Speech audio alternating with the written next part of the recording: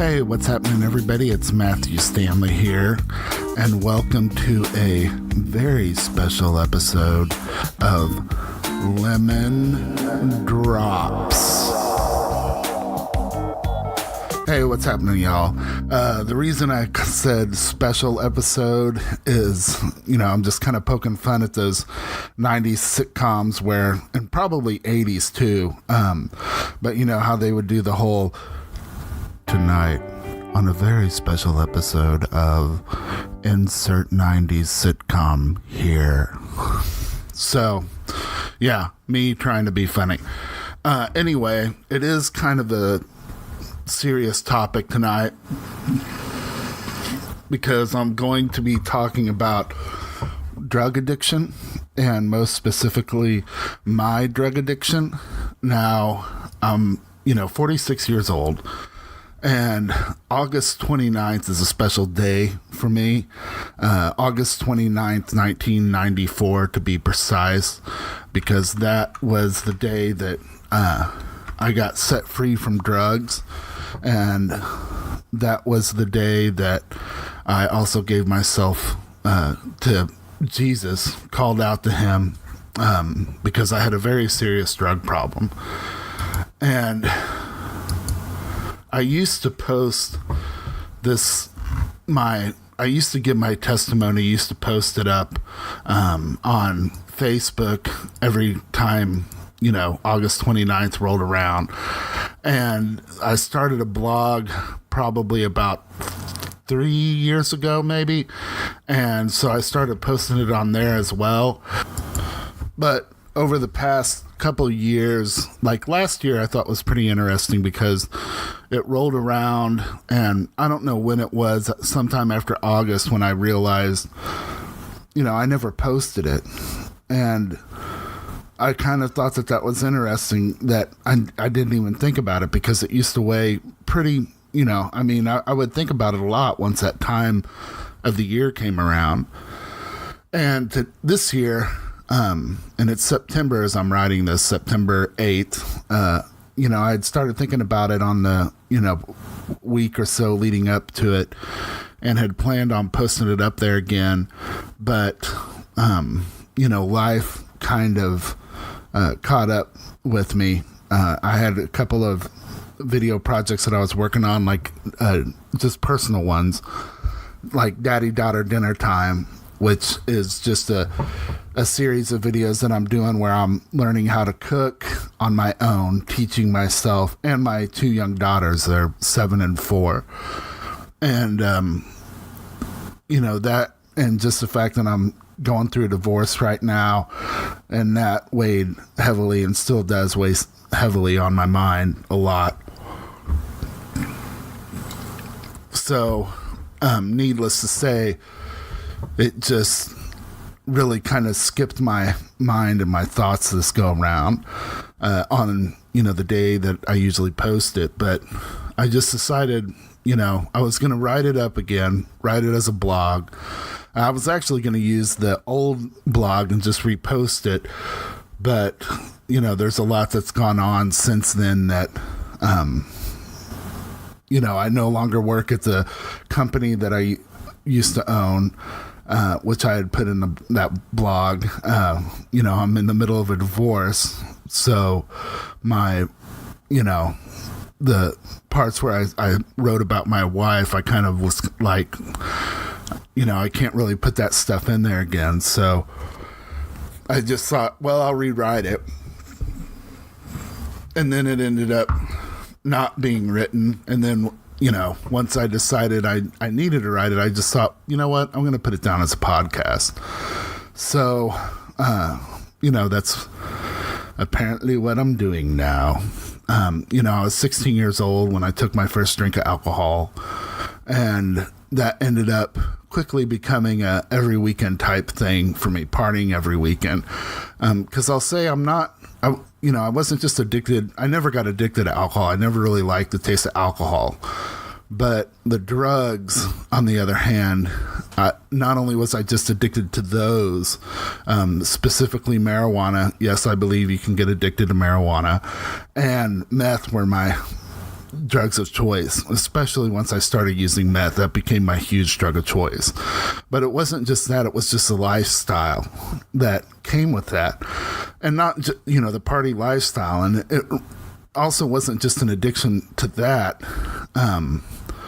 but it was the difficulty of seeing a life lived sober.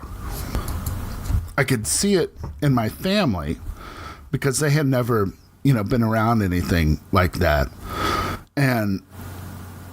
But it's different when, you can see it in your peers. And I really, obviously, because of the people that I was hanging out with, I didn't see anybody that was living sober. I didn't hang with anybody that was living sober.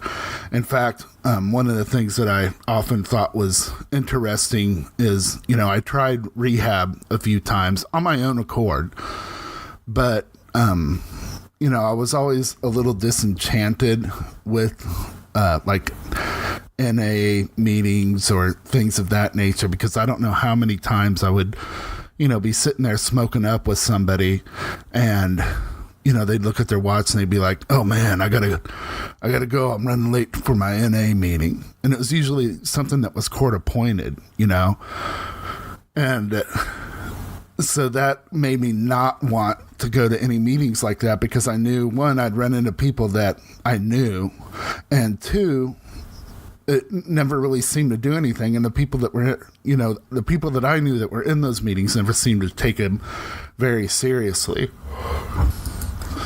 Now, and all of that happened probably when I was around the age of 21, about the, the time, I think from the age of 20, that's when things, really took a serious turn for me.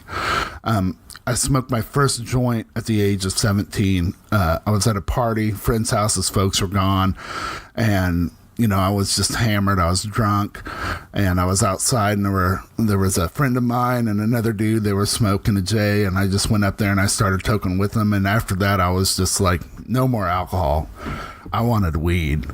And what started off as an every weekend kind of thing quickly turned to smoking it a few times during the week, which in turn quickly turned into just smoking all the time. And so by the time I was 20, I know I spent more time high than I spent sober. And, one of the things I always thought was interesting after I got clean, and it was probably even before that, is, how many times you would sit around and, it's like you've gone through a heavy week of partying, or you smoke up a bag really quickly and run out. Is, I always kind of thought, you have a serious problem when you're sitting there going, man, I need to slow down, because you don't want to stop, but what you're doing, you're just doing it too much.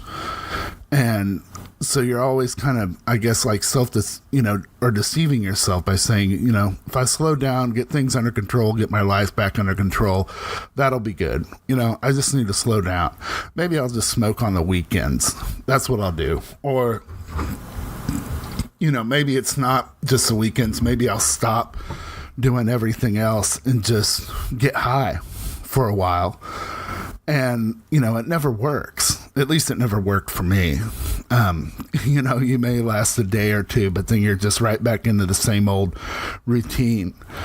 And I'm not meaning to, make light of this or anything, because it is very serious. But I kind of feel like when you start to reach that point, that's when you're calling out for help. At least that's when I was. I had been busted for a small amount of weed, and I lived with two guys, and our house became the party house, and we were having a party one night, and one of my roommates and myself ended up getting busted. He got busted for minor possession of alcohol, and I got busted for possession of marijuana. And this was just a small, it was probably about a joint's worth. And we used all of our money for rent to bail ourselves out. And after we did that, we had no money, so we all ended up moving out and just moving back home. And when I had moved back home, I had a hefty habit by then. And marijuana was the thing that I did the most. I experimented with stuff, obviously, but, no other drug really caught my attention at that time. But I had a part-time job. I was working at a local ABC affiliate. And so I was making a little bit of money, but, not a whole lot. But so I started stealing.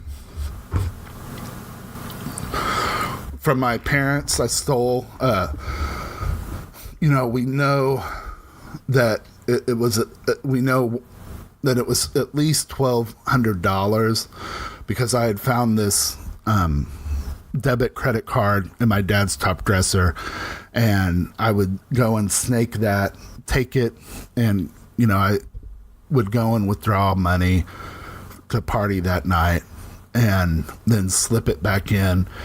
And I always had that intention of I'll pay it back. And it ended up getting to a point where, I was trying to keep track of the money, and I just ended up not keeping track of it. And about a month or so, he ends up getting a statement, and he's just like, he knew immediately. And they ended up, kicking me out of the house at that time, and they got me a place to live because they couldn't have me living at home. They didn't want my influence there. They didn't want me disrupting things. They hated that with my brothers a lot. They're very protective of them. I have 3 younger brothers. I'm the oldest.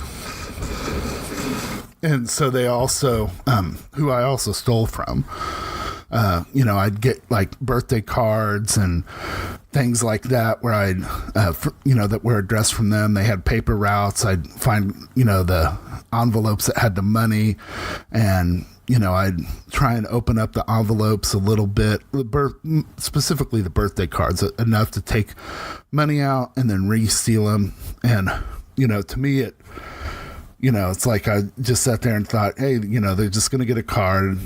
Hopefully it doesn't have the amount in it, like a, hey, happy birthday, enjoy this $10. But, I was hoping it'd just be, hey, happy birthday. And then they wouldn't suspect anything, but I'm sure they did because the envelopes after I got through with them looked pretty janky. The newspaper ones, I just hoped that, there'd be those arguments of contacting this person and never getting paid. And I also took money from their, piggy banks or whatever else I could get. And it was, I'd steal money out of my mom's purse, anything I could do to get the cash to go get my weed and to go out and party. Because, that was, I wanted to be the dude that had the party supplies. And so they ended up kicking me out, which was very hurtful. But, I was not a good person. I was a horrible person. I was a horrible human being. And I deserved it. I deserved less. They could have just kicked me out and not paid for a place for me to stay. But, they're my parents, and I think that they found that hard to do. But I was very confrontational with everyone in my family, very argumentative. They knew I had a drug problem. They tried to get me to go to rehab once as well.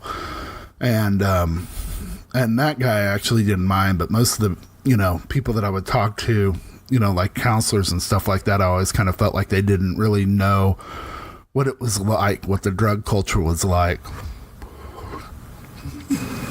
So anyway, I'm living on my own, and it's an apartment that was, the complex was kind of like a place for, I think, like lower income old people. And it was furnished with cruddy furniture. I mean, it wasn't like horrible, but it just, it wasn't the nicest stuff. I had no TV, no radio, and, feeling horrible about my situation, and myself. The drug usage just escalated. And after that time, and it was right after I had turned 21 when all this happened, I think. I discovered meth. And that was a whole new animal. And that's where my life took a real sharp downward spiral. And that became my drug of choice. And I ended up, for a long time, for probably about a year, the usage of it just escalated, It was something that started on the weekends once again, then it turned into, like a day or two during the week, and the next thing I know, I'm using it all the time. And I would take a couple days off, to try and rest and sleep some.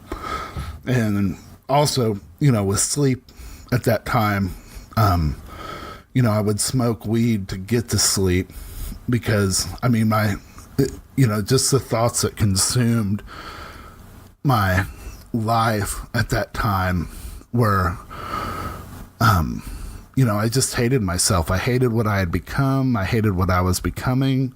My life revolved around getting my next fix.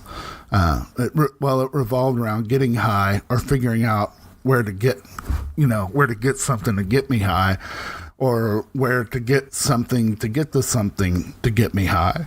I sold things that had been of a huge importance to me. I sold a video camera that was given to me as a graduation present, and anybody that knows me knows how important cameras are to me. Videos, movies, TV shows, all of that, I love them. I love making them. I love watching them. And, I remember going to sell it, and I always had that intention of coming back and buying it, but of course that never happened. So, I was just a mess. And it was, the day before, or the weekend of August 29th. It was about a 4-day week. I went on a 4-day binge. There was a guy that used to circle our group, and, he'd pop in for a couple months and party with us. And, then we wouldn't see him for a couple months, and then he'd come back, and we would always joke, because we'd had a lot of people that did that they, we could just out partying them, and they needed time to recoup, which was probably pretty true. And they ended up, anyway, his dad had some money and had an awesome house and was gone for the weekend, or for like a week. And we just went over there and we just partied it up. And we were throwing a huge party over the weekend, and it's our weekend actually started on the Thursday and just went through, into Sunday. And by the time Sunday rolled around, everybody was just worn out. And so they were all going, back home, back to where they lived. And I didn't want to. I didn't want to be alone with my thoughts. I hated that. I hated being alone with myself. But also at this time, I hated being with the people that I was with, because I felt like the only thing we had in common were the drugs. And I felt like, it was one of those things where I felt like if I didn't have any drugs, that they didn't want to hang out with me. And I always kind of felt like I had to have something for people to get high to want to hang with me. And so, that Sunday, nobody, we were all out. I think I had enough for a joint maybe.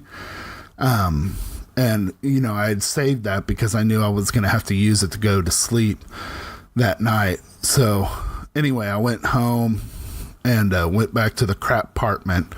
And by this time, when I first started staying there, before things got heavy, it was a nice place. But by this time, I had just let everything go. I mean, I had, I had little baggies of, that I had my weed in, or meth. And when I would use it, I just let it sit wherever it sat. I would, I had paraphernalia all over the place, pornography all over the place, nasty old food in the fridge, nasty old food on the counter, nasty old food on paper plates, thrown all about.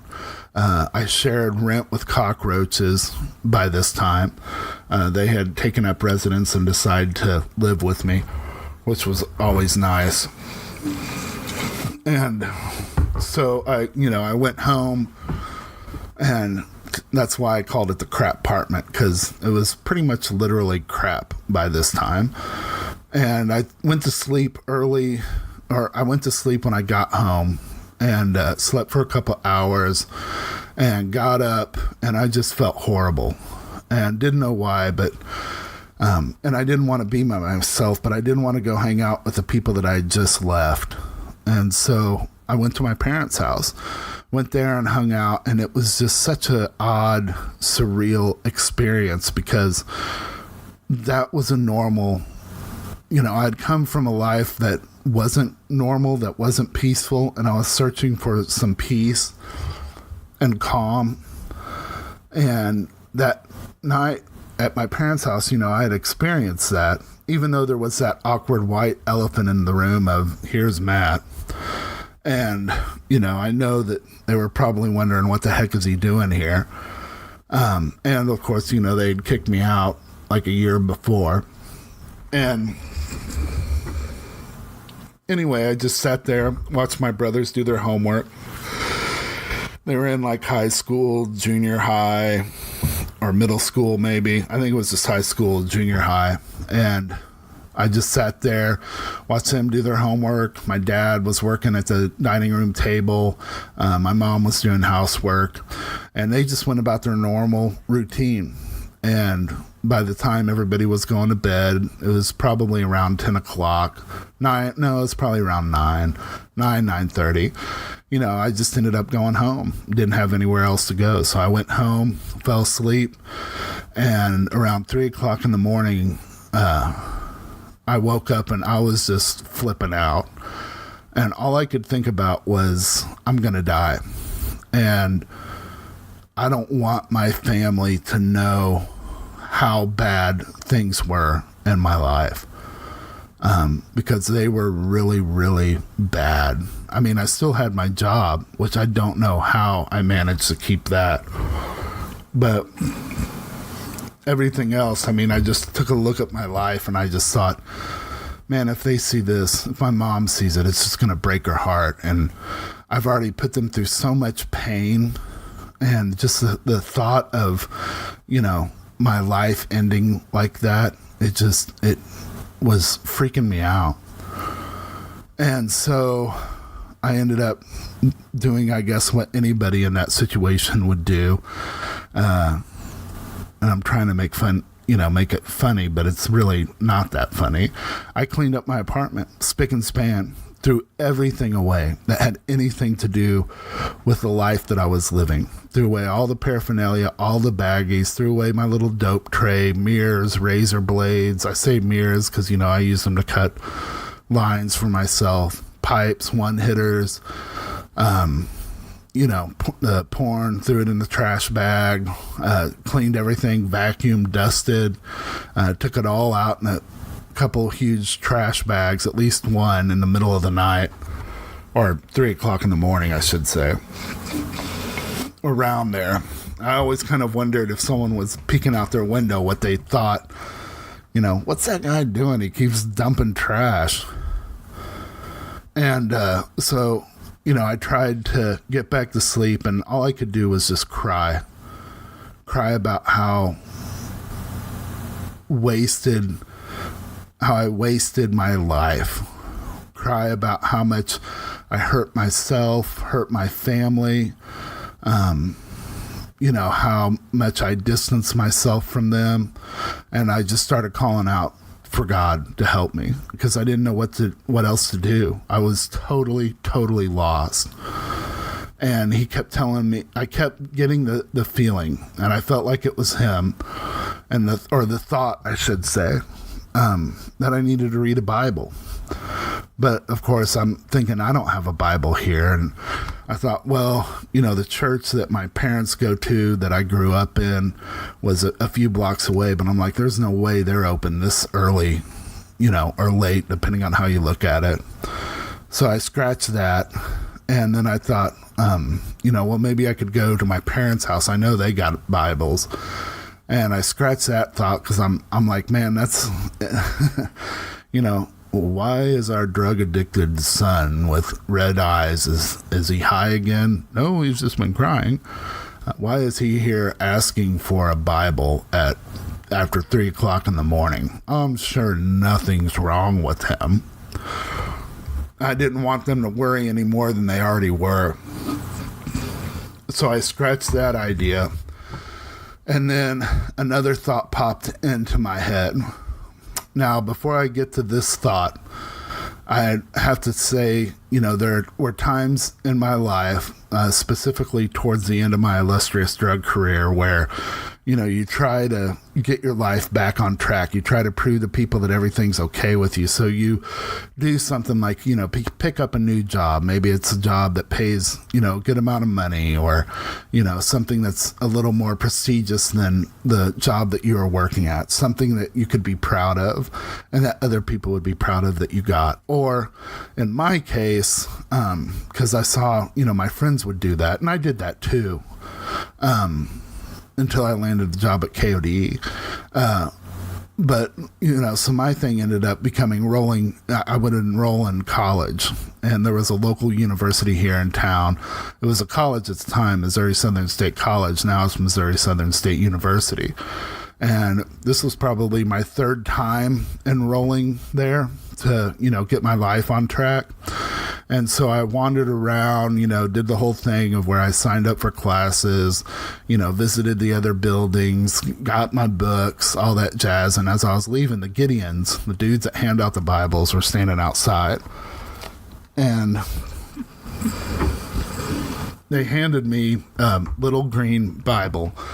And I took it because it was free, because humans take anything that's free, except for salvation, which is a whole nother story. And so I took it, and this was right after I was booted out of my parents. So it was about a year, almost exactly a year that I had this.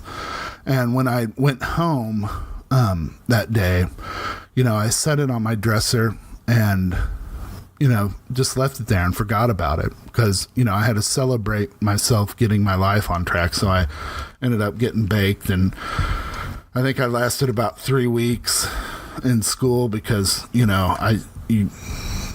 has time for school when you got to get high?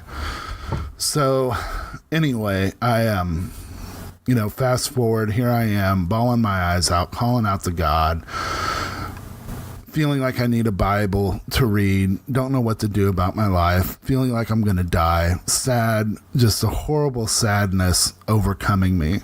And I remember that little Gideon Bible. And I remember thinking when that thought popped in, look for that Bible. I'm like, that Bible's not here. I haven't seen that thing in over a year. I get up and I see it on top of my dresser, the one place I did not clean in my apartment.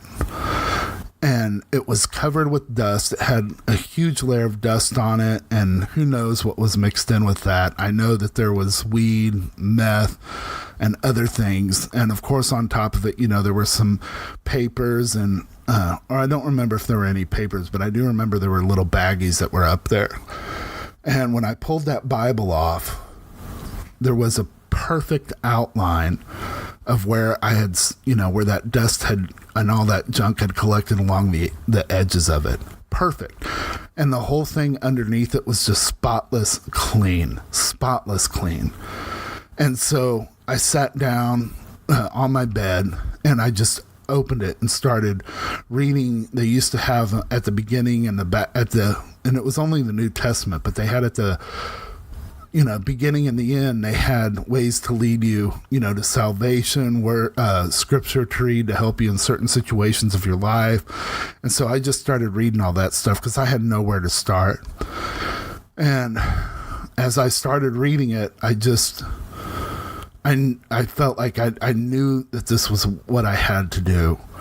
And, they had this little prayer in the back that, you could lead to repentance and the acceptance of Jesus after reading these scriptures and learning, his true story, what he came to do for you, how he came to, his death was bridging the gap that sin had created between you and God. And I just read it, and that night or morning, depending on how you look at it, 3:21 a.m., August 29th, 1994, I gave my life over to Jesus. And I was instantly delivered from meth. I never touched meth ever again after that. Had no inclination to. I did probably about a month after that. I smoked half a joint and felt horrible about that. And then about 5 months after that, I smoked again. And at that point, I was just like, I felt like I was seeing the difference in life, looking at the darkness that lifestyle had as opposed to the light that I had been living in for the past 5 months. And that was the last time I smoked a joint. Last time I touched marijuana, last time I touched any drugs. In fact, now I don't even unless they're prescribed to me for, I had to take some when I had my appendix taken out a few years ago, stuff like that. I really don't even like taking aspirin or anything for headaches. And that was it. And it was hard getting sober and staying that way, especially for the first few years, because I battled depression, a lot of depression and a lot of anxiety. I still every now and then deal with some anxiety. I've been dealing with it for the past couple years.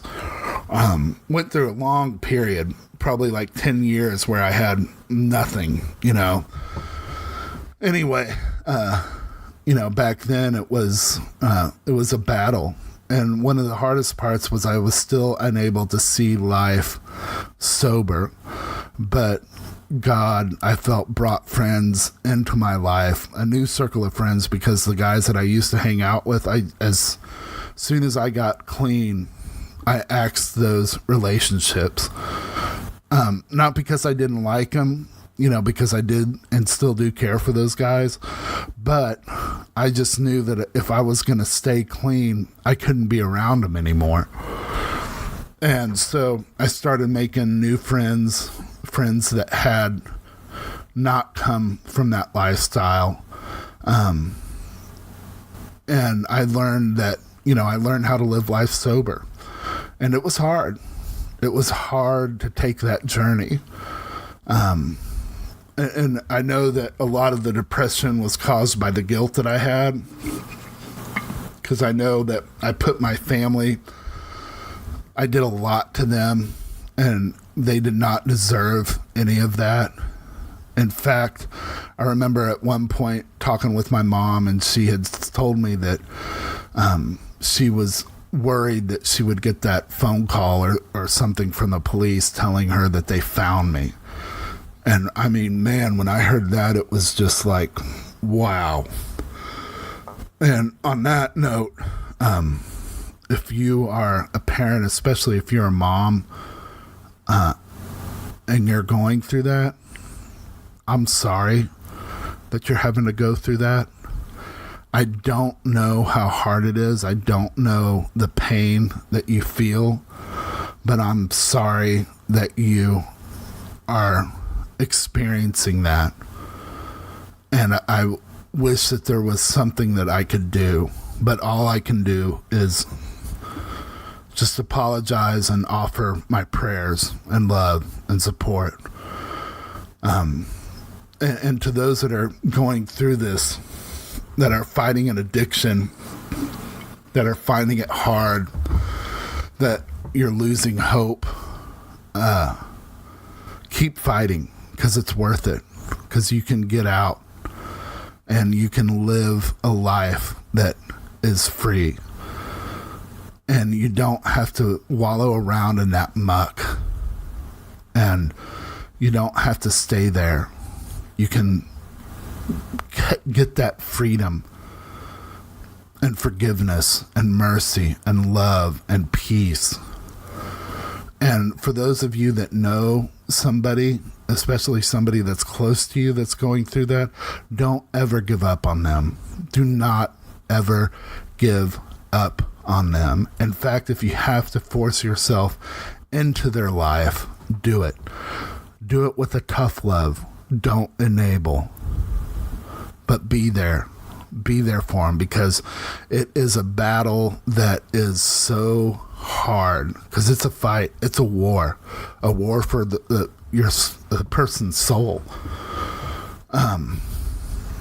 Because I'm convinced that the reason, I really believe that if I had not chosen God that night, that I would not be here now, that I would have died, probably of an overdose. Because I found one of the things that kind of clued me in is that I really had a problem too back then, was I found myself starting to do things, or thinking about doing things that, and doing things, but thinking about doing things that I said that I would never do. Like, I remember I would always talk about not wanting to shoot up because I hated needles. But then, there's only so much meth that you can smoke and snort before you start looking for that next huge rush. And I would, see people after they shot it up, and I just remember thinking, man, I might like to try that sometime. And I remember when the first time I thought that, it flipped me out. But I think it was the prayers and the love and the support of my family. Specifically, the person that comes to mind is my mama, who's my dad's mom, and she's passed away. But, she would tell me a lot that she was always praying for me. And so I think that those prayers, really helped God, really helped save me.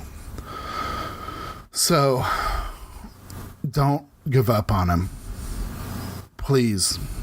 And if you're fighting those addictions, don't give up on yourself. You can do it. All right, I'm over 30 minutes. I try to keep these podcasts around 30 minutes. So, if this helped you guys, if you have your own stories, please leave them in the comments down below or email it to me. If you have questions, if there's somebody that you'd like me to talk to, if you just need to talk to somebody, email me, leave me a comment. Just sometimes it just helps us to talk about things. But just know that, if nobody else is out there rooting for you, I am. So, I love you. I love you that's going through this battle. I love you that is going through a person that's going through this battle. So, Father in heaven, I just pray that you touch these lives of the people that are hearing this, that you show them your love, that you show them your mercy, that you bless them with strength and peace and comfort, and that you just help guide them to you and guide them on this road of staying clean, and just heal them, Father God. I pray all this in Jesus' name. Amen. So I'm going to leave you guys with this, that there is, it's a battle, it's a war, but you can win it. And you just got to take it one day at a time. I thank you for listening. And like I said, if you have anything you need to talk about or any questions, just holler at me.